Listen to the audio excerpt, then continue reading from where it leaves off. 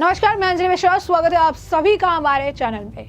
Court में IRCT से जुड़ा हुआ मामला चल रहा था और इसके बाद कोर्ट के सामने ही लालू प्रसाद यादव, उनकी पत्नी राबड़ी देवी और बेटे तेजस्वी ने कोर्ट के सामने गुहार लगाई और ये कहा कि उनके खिलाफ जो भी आरोप लगाए गए हैं वो सरासर गलत है। लेकिन इसके बाद भी कोर्ट नहीं मानी और इस मामले की सुनवाई के लिए उन्होंने अगली तारीख दे दी। ऐसे में ये पूरा मामला क्या है, किस तरीके की दलीलें दी गई है, आइए विस्तार से जान लेते हैं। तो राष्ट्रीय जनता दल यानी आरजेडी प्रमुख लालू प्रसाद यादव, उनकी पत्नी राबड़ी देवी और बेटे तेजस्वी यादव ने दिल्ली की एक अदालत से आईआरसीटीसी में साल 2004 से 2014 के बीच हुई कथित अनियमितताओं से जुड़े भ्रष्टाचार के एक मामले में उन्हें बरी करने का आग्रह किया। तीनों ने स्पेशल जज विशाल गोगने के समक्ष दलीलें पेश करते हुए दावा किया कि सीबीआई का मामला चुनिंदा लोगों को आरोपी बनाने पर आधारित है और उन पर लगाए गए आरोप झूठे हैं। उन्होंने मामले में आरोप तय करने के लिए हुई बहस के दौरान सीनियर एडवोकेट मनिंदर सिंह के जरिए अपनी दलीलें पेश की। लालू, राबड़ी और तेजस्वी के खिलाफ आपराधिक साजिश रचने, धोखाधड़ी और भ्रष्टाचार सहित विभिन्न अपराधों के लिए आरोप पत्र दाखिल किया गया है, जिनके लिए अधिकतम 7 साल की जेल की सजा का प्रावधान है। तीनों ने कोर्ट के समक्ष दावा किया कि सीबीआई की ओर से उनके खिलाफ लगाए गए आरोप झूठे, सेलेक्टिव नेचर और प्रायोजित हैं। उन्होंने कहा कि सीबीआई के पास उन पर मुकदमा चलाने के लिए सबूतों का अभाव है। मामले की अगली सुनवाई अब 21 अप्रैल को फिर से शुरू की जाएगी। बता दें आपको, यूपीए 1 से जुड़ा है ये पूरा मामला। सुनवाई के दौरान जज ने कहा कि A1 से लेकर A4 तक लालू, राबड़ी, तेजस्वी और लारा प्रोजेक्ट्स LLP तक की आंशिक दलीलें सुनी गई है। आगे की दलीलें पेश करने के लिए मामले को लिस्ट किया जाएगा। केंद्र में यूपीए की पहली सरकार में रेल मंत्री रहे लालू यादव ने पहले इस मामले में उनके खिलाफ मुकदमा चलाने के लिए सीबीआई की ओर से ली गई मंजूरी की वैधता पर सवाल उठाया। सीबीआई ने 28 फरवरी को अदालत को बताया था कि आरोपियों के खिलाफ मुकदमा चलाने के लिए पर्याप्त सबूत मौजूद है। ये मामला आईआरसीटीसी के 2 होटल के ऑपरेशन का ठेका एक निजी कंपनी को दिए जाने में हुए कथित अनियमितताओं से जुड़ा हुआ है। इस दौरान सीबीआई की क्या दलीलें दी गई है ये भी जान लीजिए। सीबीआई की ओर से दाखिल आरोप पत्र के मुताबिक साल 2004 से 2014 के बीच एक साजिश रची गई, जिसके तहत पुरी यानी उड़ीसा और रांची यानी झारखंड में स्थित भारतीय रेलवे के बीएनआर होटल को पहले आईआरसीटीसी को हस्तांतरित किया गया था। बाद में पटना स्थित सुजाता होटल्स प्राइवेट लिमिटेड को पट्टे पर इसके संचालन और रखरखाव का जिम्मा दे दिया गया। जांच एजेंसी ने आरोप लगाया कि निविदा प्रक्रिया में धांधली और हेराफेरी की गई और निजी पक्ष सुजाता होटल्स की मदद करने के लिए शर्तों में बदलाव किया गया। इस मामले में कई सारे लोग नामजद हैं। बता दें आपको कि आरोप पत्र में आईआरसीटीसी के तत्कालीन समूह महाप्रबंधक वीके अस्थाना, आर.के. गोयल और सुजाता होटल्स के निदेशक और चाणक्य होटल के मालिक विजय कोचर और विनय कोचर को भी नामजद किया गया है।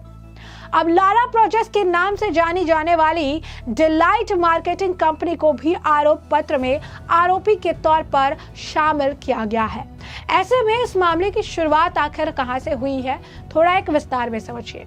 सीबीआई के मुताबिक 2004 से 2014 के बीच रेल मंत्री रहते हुए लालू प्रसाद ने पुरी और रांची स्थित भारतीय रेलवे के बीएनआर होटलों को आईआरसीटीसी को ट्रांसफर करने और फिर पटना स्थित सुजाता होटल्स प्राइवेट लिमिटेड को लीज पर देने में अनियमितताएं की। जांच एजेंसी का दावा है कि टेंडर प्रक्रिया को पहले से तय योजना के तहत बदला गया ताकि यह सौदा लालू परिवार के करीबी व्यवसायियों को मिले। सीबीआई ने इस मामले में लालू प्रसाद, उनकी पत्नी राबड़ी देवी और बेटे तेजस्वी यादव के अलावा आईआरसीटीसी के तत्कालीन वरिष्ठ अधिकारी वीके अस्थाना, RK गोयल तथा सुजाता होटल के मालिक विजय कोचर और विनय कोचर को भी आरोपी जो है बनाया है। ऐसे में अब इस मामले की सुनवाई जो है आज हो रही थी। जो आपको बता दें कि लालू परिवार है उसने इस मामले को राजनीति से प्रेरित बताया है। लालू प्रसाद ने अपने वकील के माध्यम से कोर्ट में ये कहलवाया कि हमने कोई भ्रष्टाचार नहीं किया है, ये मामला सिर्फ हमें परेशान करने के लिए बनाया गया है। अगर CBI के पास कोई ठोस सबूत हो तो अदालत में उसे वो पेश करे।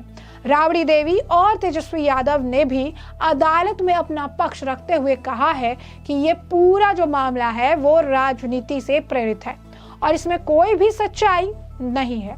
कोर्ट ने आंशिक बहस सुनने के बाद अब मामले की जो अगली सुनवाई है उसे 21 अप्रैल को तय किया है।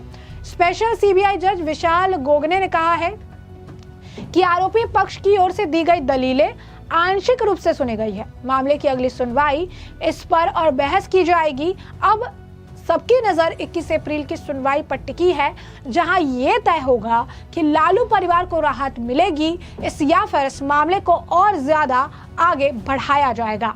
ऐसे में साफ तौर पर लालू प्रसाद यादव पर जो है मुश्किलें उनकी और उनके परिवार की बढ़ती जा रही है। हाल ही फिलहाल में जो है आप अगर देखेंगे तो बिहार में विधानसभा चुनाव होने वाले हैं। चुनाव से पहले चारा घोटाले का भी इनका मामला सामने आया। 950 करोड़ रुपए का जो घोटाला था, इस घोटाले को लेकर ये कहा जा रहा था कि सरकार इस घोटाले में जो घाटा हुआ है 950 करोड़ रुपए का जो घाटा है इसे कम करने के लिए कोर्ट का दरवाजा खटखटा आएगी। इसे लेकर CBI और आयकर विभाग से विचार विमर्श भी चल रहा है और आने वाले समय में इस 950 करोड़ रुपए की वसूली लालू प्रसाद यादव और उनके परिवार से की जाएगी। यानी 950 करोड़ रुपए वसूली की जाएगी और अगर इसे वसूल करने के लिए पैसे की कमी पड़ती है तो एसेट को भी उनके फ्रीज किया जाएगा और उसके बाद फ्रीज करने के बाद उनके एसेट को अगर आप कहिए जब्त करने के बाद इस पूरे अमाउंट को यानी 950 करोड़ रुपए को जो है वसूल किया जाएगा। तो एक तरफ चारा घोटाले का जिन्न इतने समय बाद एक बार फिर से बाहर आ गया है, जो लालू प्रसाद यादव को परेशान कर रहा है। जिस तरीके से बिहार में लालू प्रसाद यादव की स्थिति है, जिस तरीके से लालू प्रसाद यादव और उनके परिवार को दर दर की ठोकर इस वक्त इस वजह से खानी पड़ रही है ताकि वो बिहार में एक बार फिर से स्थापित हो सके। इस बीच एक और ये बड़ा मामला है, IRCT से जुड़ा मामला है, जिसमें लालू प्रसाद यादव, उनकी पत्नी राबड़ी देवी और उनके बेटे तेजस्वी यादव का नाम निकल कर आया है और इस मामले में भी कोर्ट द्वारा सुनवाई की जा रही है। कोर्ट के सामने वो गिड़गिड़ा रहे हैं कि हमने भ्रष्टाचार नहीं किया है, राजनीति से ये प्रेरित है, लेकिन कोर्ट ने दलीलें सुनने के बाद साफ स्पष्ट शब्दों में ये बात कह दी है कि इस मामले की अगली सुनवाई अब 21 तारीख को होगी। तब डिसाइड किया जाएगा कि इस मामले में उन्हें राहत दी जाती है या इस मामले को आगे बढ़ाया जाता है, सुनवाई को आगे बढ़ाया जाता है और इस मामले पर आगे वक्त के साथ चर्चा होती रहती है। तो ऐसे में हमने आपको जो पूरा मामला है बड़े विस्तार से बताया कि पूरा मामला क्या है। इस मामले पर अब आपकी भी जो राय हो कमेंट सेक्शन में कमेंट करके जरूर साझा करिएगा।